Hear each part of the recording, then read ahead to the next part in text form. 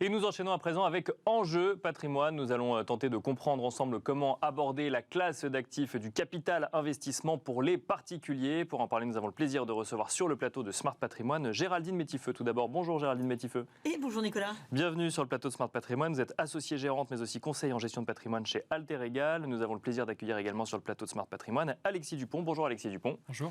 Directeur général de France Invest. Alors on va commencer avec vous Alexis Dupont pour comprendre effectivement quelles sont les dynamiques à l'œuvre aujourd'hui dans le capital investissement au sens large. C'est-à-dire que dans un second temps, on parlera effectivement de la manière de l'aborder pour les particuliers, mais on peut lire, que ce soit dans des études ou dans des articles, qu'il y aurait une sorte de diminution peut-être de la collecte au premier semestre de cette année dans le monde du capital investissement au sens large.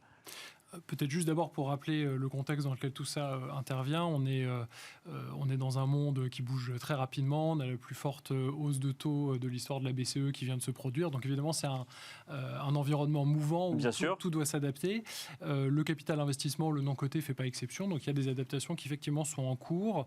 On a publié nos chiffres chez France Invest de collecte et d'investissement au premier semestre il y a quelques jours de ça. Et ce qu'on voit, c'est quand même que, bon, évidemment, on est dans un environnement qui est un petit peu plus compliqué. On a des levées de fonds qui prennent plus de temps. Je crois que le point à retenir, c'est vraiment tout prend plus de temps. Les choses sont plus complexes, plus longues. Donc les levées de fonds sont plus longues qu'autrefois. Les levées de fonds de taille importante, ce qu'on appelle les grandes opérations, sont plus affectées que les petites. Donc c'est plus difficile de lever de l'argent au niveau international, notamment. En lien avec le coût du financement ? Non, en lien avec la hausse des taux, c'est-à-dire que les investisseurs institutionnels se trouvent de plus en plus contraints par ce qui s'est passé sur leur portefeuille obligataire notamment. Ils ont de moins en moins de marge de manœuvre pour investir sur d'autres segments et donc sont beaucoup plus contraints dans ce qu'ils peuvent faire vis-à-vis des classes d'actifs comme le capital investissement. Donc ça, c'est un point assez important. Et les investissements sont aussi un petit peu en contraction pour ce qui est des grandes opérations, les opérations de financement qui nécessitent des montants de dette importants. Les plus petites opérations, en revanche, ça c'est quelque chose d'assez marquant au niveau français, sont moins affectées. C'est-à-dire tout ce qui se passe au niveau régional, au niveau local, reste très dynamique en nombre d'opérations. Beaucoup d'entreprises qui ont été accompagnées au cours de ce premier semestre. Si on fait le lien maintenant avec les investisseurs particuliers, toujours avec vous, Alexis Dupont, je crois que France Invest a réalisé un baromètre également où là, pour le coup, on ne parle pas de dynamique, mais de perception d'un point de vue des investisseurs particuliers vis-à-vis de la classe d'actifs capital investissement. Est-ce qu'on sent que les particuliers sont demandeurs de la classe d'actifs aujourd'hui? Puis je vous poserai la même question dans un instant, Géraldine Métifeux.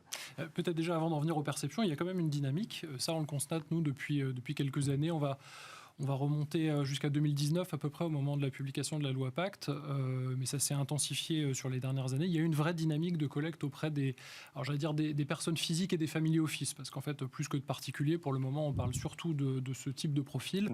Personnes physiques fortunées plutôt et family office. En 2022, on a collecté pas loin de 4,8 milliards d'euros auprès de cette population, donc ça comprend des family office, donc des gens assez sophistiqués. Bien sûr, mais ça comprend aussi des montants levés, par exemple, par des unités de compte d'assurance vie de plus en plus importants. Au premier semestre de l'année 2023, ce sont les premiers souscripteurs de la classe d'actifs, donc là encore avec une vision élargie au-delà des particuliers, avec un peu plus de 2,3 milliards collectés sur l'ensemble du premier semestre. Donc il y a une vraie dynamique. Cette dynamique, elle vient d'où ? Effectivement aussi d'une perception, d'un intérêt qu'on ressent de la part de ces souscripteurs pour cette classe d'actifs, pour le sens, c'est-à-dire une classe d'actifs dont on comprend à quoi elle va servir, l'investissement dans les PME, les ETI, ça parle aux gens. Donc on revient sur le côté régional dont vous nous parliez tout à l'heure. Ça boucle effectivement à ce niveau-là. Et puis, évidemment, les intérêts en termes de performance de classe d'actifs. Et puis plus largement, ce qu'on constate dans l'étude qu'on a publiée avec BPI il y a peu de temps, un retour de ceux qui ont déjà essayé. L'essayer, c'est l'adopter. C'est-à-dire 90%, je crois, pratiquement de ceux qui l'ont... 84, merci. Non, de ceux qui l'ont essayé ont envie d'y retourner. Donc il y a un effet, effectivement, Géraldine Métifeux, Alexis Dupont met en avant, effectivement, le fait que c'est une classe d'actifs où on retrouve beaucoup de family office, par exemple, qui investissent. Quand on conseille en gestion de patrimoine des particuliers, qu'ils soient fortunés ou moins, mais en tout cas qui ont envie de gérer leur patrimoine, comment est-ce qu'on aborde la classe d'actifs avec ces deux éléments? L'un, effectivement, on constate que les temps sont plus longs, comme nous l'explique Alexis Dupont, et d'un autre côté, il y a un attrait qui reste, selon en tout cas un certain nombre d'études, toujours présent. Oui, alors c'est Alors nous, on n'est pas les grands ambassadeurs du private equity, et loin s'en faut, mais c'est pas grave parce que c'est au contraire je pense un point de vue pertinent aussi. Bien sûr, oui, bien sûr. Il y a une demande de la part des clients. Mais je pense qu'ils s'attendent à être ardients ou je sais pas quoi. Et donc je pense qu'il y a une attente qui risque d'être plus déçue parce que les retours sur investissement, et notamment quand j'entends que le premier semestre 2023 est principalement dû à des investissements en unités de compte sur les contrats d'assurance vie, donc on peut supposer que... Pardon ? Pas principalement. Non. Ah pardon, j'ai mal entendu. C'est une petite partie, mais c'est une partie qui est croissante. C'est une partie croissante, bah oui, parce que la classe d'actifs souffre sur les contrats d'assurance et que maintenant il y a du secondaire et tout. J'ai quand même le sentiment qu'une partie de la classe Madame Michu arrive un petit peu peut-être en retard. Peut-être qu'on arrive un petit peu tard sur le financement des sociétés. Et puis l'autre point Dans les deals proposés, par exemple, qu'ils arriveraient dans un second temps après des institutionnels ou... Oui, je pense que globalement, ils s'ouvrent à des particuliers. Après, s'être ouvert, bien sûr, plutôt des institutionnels avec des plus gros tickets. En fait, on ouvre rarement tout de suite aux petits tickets. On ouvre vraisemblablement aux gros tickets qui sont un peu les seeders. Et puis, on ouvre un peu après sur le particulier, quel que soit son ticket. Mais le ticket, et notamment dans votre étude, il y a l'intérêt des CSP+, pour un ticket d'entrée moyen à 1 000 €. Je considère, à titre personnel, que c'est un peu galvaudé cette classe d'actifs qui m'a l'air un petit peu plus élitiste. Maintenant, pourquoi elle est attrayante ? Parce que c'est finalement ce qu'on entend depuis 2008, c'est-à-dire l'attrait pour... c'est Main Street versus Wall Street, c'est-à-dire en fait le concret, Bien sûr, au jour le jour. Parce que les gens ne comprennent pas forcément, c'est que la valorisation, comme c'est pas du côté, on n'a pas une valorisation au jour le jour, on a une valorisation qui va arriver au bout de 3 ans, 5 ans, enfin peu importe. Mettons chaque année, mais ils ne vont pas la regarder, puis de toute façon ils ne sont pas liquides. C'est du temps long, c'est sûr, c'est des investissements. Mais de toute façon, ils ne peuvent pas sortir avant 5 ou 6 ans, voire plus. De plus en plus quand même. Pardon ? De plus en plus, il y a des dispositifs maintenant qui permettent des fenêtres de sortie pour des véhicules. Moi, j'ai hâte de voir ça avec la hausse des taux et le manque de financement, mais dans l'absolu, c'est une duration qui est un petit peu longue. En tout cas, c'est sûr. C'est pas quelque chose qui est liquide comme... C'est-à-dire, pour que les gens comprennent bien, c'est-à-dire que le sujet, c'est que c'est un investissement de long terme ou qu'on est bloqué dans l'investissement. On est bloqué dans l'investissement. On est bloqué dans l'investissement. On est complètement bloqué. Là, pour le coup, c'est pas un discours commercial d'une banque ou de je sais pas qui, c'est qu'on est littéralement bloqué dans l'investissement. Alexis Dupont, si vous voulez... Ce que vous dites est juste sur le modèle d'origine, c'est-à-dire qu'on vient de fonds qui sont fermés pour des horizons de temps longs, parce que la création de valeur se fait sur le temps long. En fait, on ne sait pas faire autrement dans ce métier, c'est pas de la spéculation, donc on reste 5-7 ans dans les entreprises. Donc ce temps long, il est quelque part indissociable de l'investissement en capital investissement. Et de ce point de vue-là, vous avez raison. Je pense que quelqu'un qui n'aurait pas la capacité de s'inscrire dans le temps long et puis de rester dans des schémas relativement fermés pendant cette période-là pourrait avoir des difficultés à aller dans cette classe d'actifs. C'est peut-être pas la bonne cible. Maintenant, il y a de plus en plus d'outils quand même qui se développent. Il y a l'arrivée d'LTIF 2 au niveau européen dans peu de temps qui va permettre aussi de déverrouiller un tout petit peu ce point de blocage-là.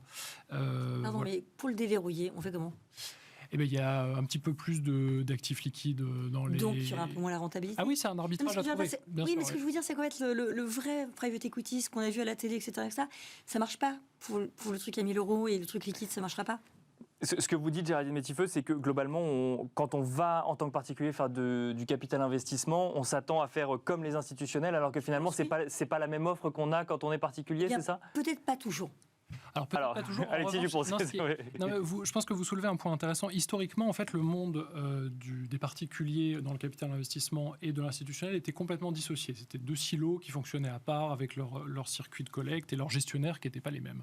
En fait, ce qu'on voit depuis quelques années et qui est un vrai driver de cette croissance du nombre de souscriptions, ce sont des gens qui viennent du monde de l'institutionnel, donc qui géraient de l'argent exclusivement pour des institutionnels, qui petit à petit adaptent leurs produits via des fonds miroirs, donc ils font du co-investissement, qui investissent en parallèle de leur stratégie institutionnelle. Et donc en fait, ce qu'on fait, c'est qu'on met le meilleur de la gestion institutionnelle au service des épargnants.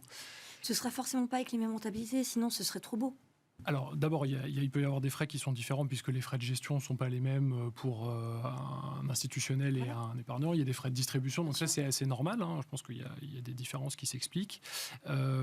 Et après, en revanche, le mode de gestion devient exactement le même. Donc vous avez un parallélisme qui se fait et après, il y a des arbitrages. Si vous choisissez d'avoir plus de liquidité avec ces dispositifs dont on parlait, peut-être que vous aurez un petit peu moins de rendement. Si vous avez une stratégie plus pure, c'est...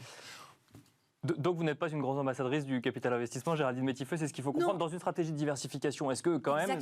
Non mais exactement, mais en fait je préfère le réserver à mes clients qui ont les moyens, plutôt qu'on se retrouve avec quelqu'un qui va être un peu déçu d'avoir un rendement qui ne sera pas du tout 15% de TRI promis, parce que c'était avant. en plus l'augmentation des taux et ainsi Bien de suite. sûr. Donc, Ouais.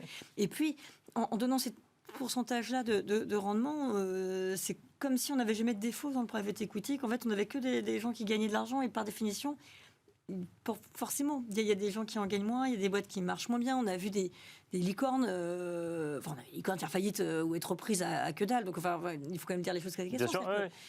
Je pense que pour des gens avertis, ou alors pour des très petits montants, des gens qui n'attendent pas du 15%, sauf sur un coup de bol incroyable, pourquoi pas, ou sur des gens avertis qui vont, sur 10 millions d'euros, consacrer 200, 300 000, 400 000, 500 000, 600 000 euros à cet investissement-là, sur une durée qui va être de 6 ans, 7 ans, 8 ans globalement.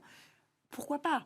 Mais considérer que c'est la nouvelle classe d'actifs qui a remplacé le fonds euro, le fonds diversifié ou je sais pas quoi, je n'y crois pas du tout. Et alors, Ce qu'on dit d'ailleurs. Non, mais pas forcément vous, mais Ouais, je veux dire, je sais bien. on voit des gens vendre des choses et parfois Oui, c'est mal non, mais- vendu. Pardon.